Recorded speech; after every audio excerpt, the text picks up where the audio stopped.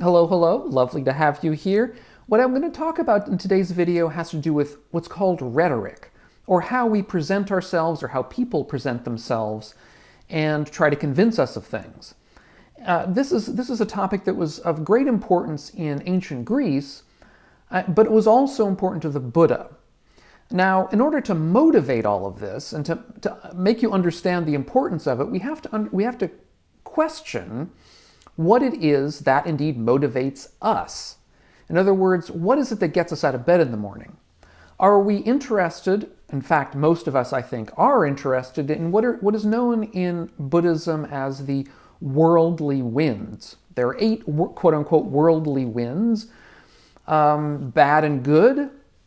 On the good side, we have things like wealth, motivating to get wealthier, to get praise, to get pleasure, to get fame. Those kinds of things are the kinds of things that motivate most of us. Now, I've done a video about them. I'll put a link to that down below in the notes.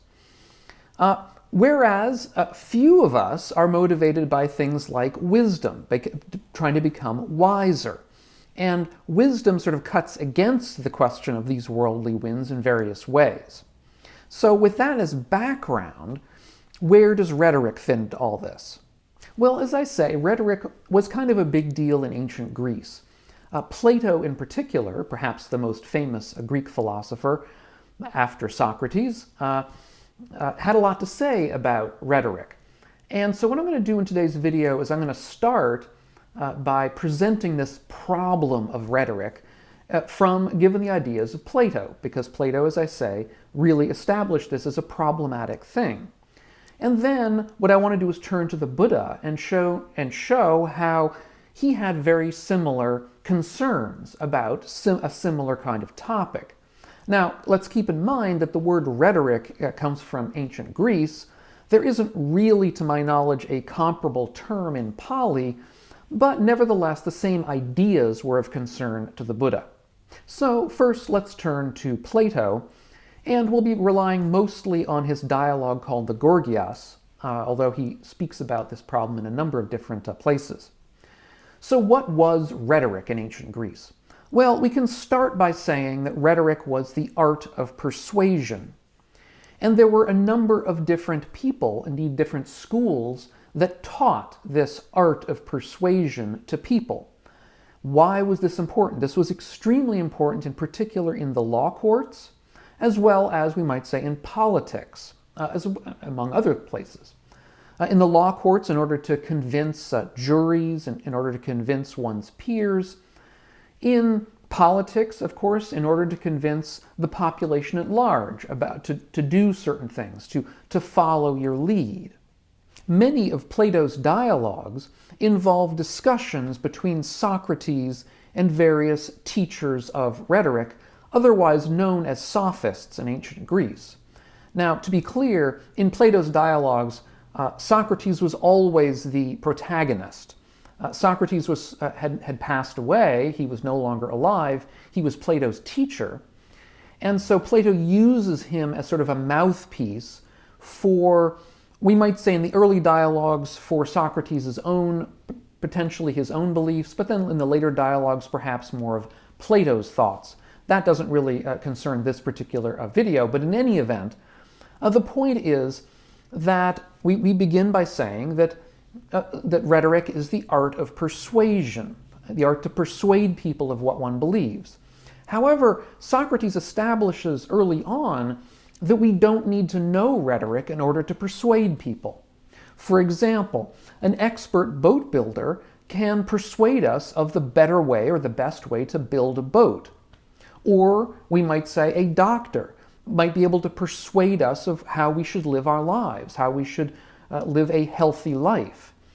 And in both of these cases, however, they're doing the persuading not through any rhetorical abilities that they might have, but through an actual knowledge of the subject matter.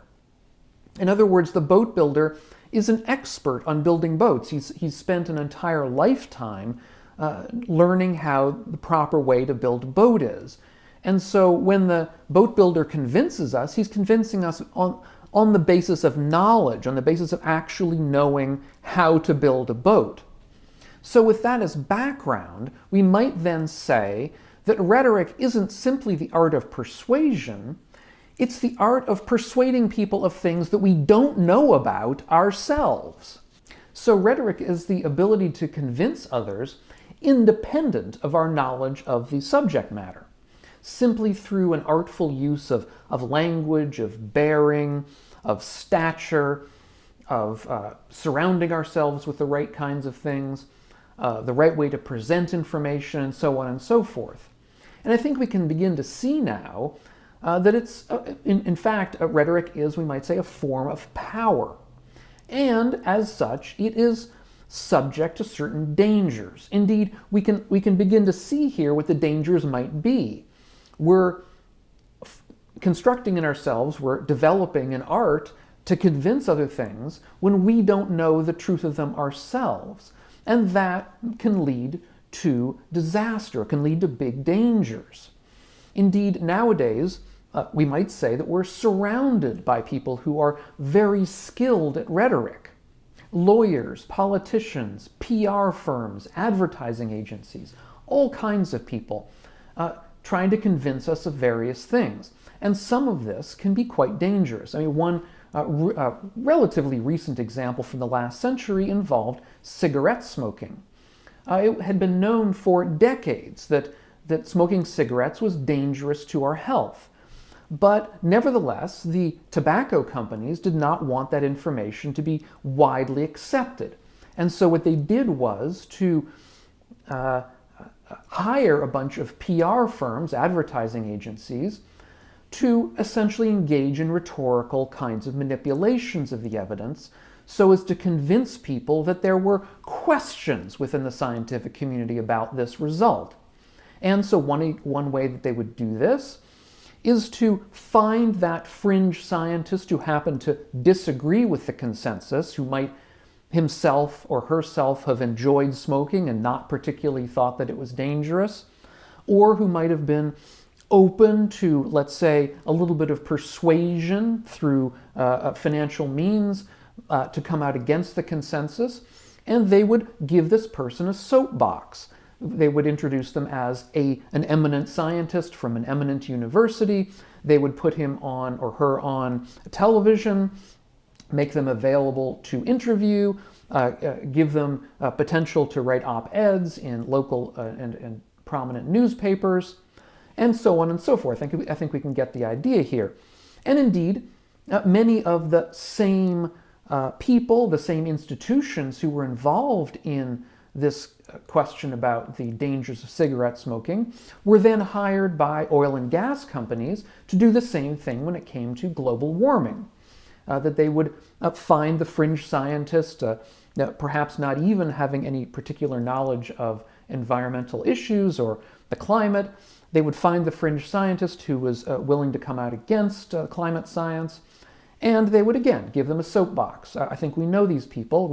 I think we may even be able to come up with some names in our minds of people who have done this, in order to put doubt on the scientific consensus. This is one of the ways that rhetoric can work, because the ordinary person doesn't know the difference between the fringe scientist and the consensus scientists, and so can't really tell the difference. And indeed, some very prominent news organizations exist basically solely for rhetorical purposes. They're in the thrall of one political party, simply to disseminate the views of that political party, that the leaders of the organization are or have been essentially PR people for that party. They're hired for that purpose, and that's the purpose that they undertake. And I think, I'm not going to say any names, but I think we know what we're talking about here. In any event, back to Socrates. So what we've said here is that rhetoric is the art of persuasion. However, in fact, Socrates didn't believe it was any kind of art at all. He believed basically that rhetoric was a kind of flattery, essentially. What he said was that it aims at the pleasant and ignores the best. So it flatters us with sort of pleasant feelings, and makes us ignore what's actually best for us. So we go on smoking, we go on ruining the environment around us in various ways because we've been flattered, and so we don't pay attention to the actual facts of the matter. Okay, so that's about Socrates and Plato. But what about the Buddha? In fact, the Buddha was very aware of the danger of pleasant feelings like these, especially when they become wrapped up in these worldly kinds of concerns, such as the worldly winds of power and fame and so on, that are bound up in rhetoric. The Buddha was also aware of the dangers of following somebody because of their pleasant speech or their flattery of you. Indeed, the Buddha himself famously said that when people said nice things about him, he didn't take them to heart. He was the same before and afterwards. He didn't care if they said nice things to him or mean things to him. His mind was the same. The Buddha was also aware that these kinds of pleasant speech or flattery can lead to misunderstanding and delusion. Indeed, in one early sutta, the Buddha discusses the various ways that we can be attracted to a teacher. A teacher being, let's say, somebody, it could be literally a guru, somebody who's teaching us their idea of the Dharma or something like that. It could also be a teacher in the sense of somebody online or on television trying to teach us about the world in various ways. The Buddha talks about 4 ways that we can gain confidence in a teacher. One has to do with bodily form, how they look, how they present themselves bodily. Second, having to do with their speech, how well they speak. The third having to do with the austerities that they claim for themselves. If they claim to be a very, very austere practitioner, that may give us more confidence in them. And the fourth having to do with the Dhamma, the thing that they actually teach. In other words, are we actually convinced by what they're telling us rather than by these other 3? So these are the 4 ways that we can be, according to the Buddha, persuaded by a teacher. Now, I would argue that the first 3 of these are all essentially forms, one way or another, of rhetoric. Because rhetoric doesn't only involve speech. It also involves bodily bearing.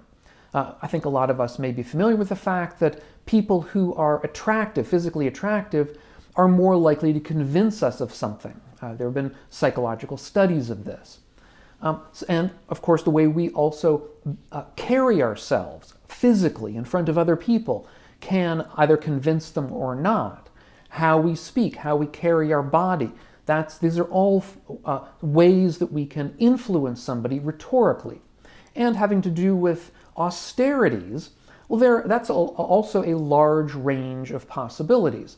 That essentially tells us about the past that the person is trying to bring to bear when they're trying to convince of something. They say, I was able to do all of these austere things, and so therefore you should believe me. In the same way, or I should say a similar way, we can think of the case nowadays where somebody trying to convince you to buy some medicine, maybe an actor on television, who wears a lab coat. Now, you might say a lab coat isn't quite an austerity, but it's supposed to demonstrate, or at least imply, that the person who's talking to you has spent many, many years studying the relevant medical literature and so really knows it in detail. That's what that white lab coat should indicate to us rhetorically. It's the sort of thing that we're not even aware of. But in any event, it's supposed to establish their bona fides, even if they're simply an actor who's put it on for the occasion.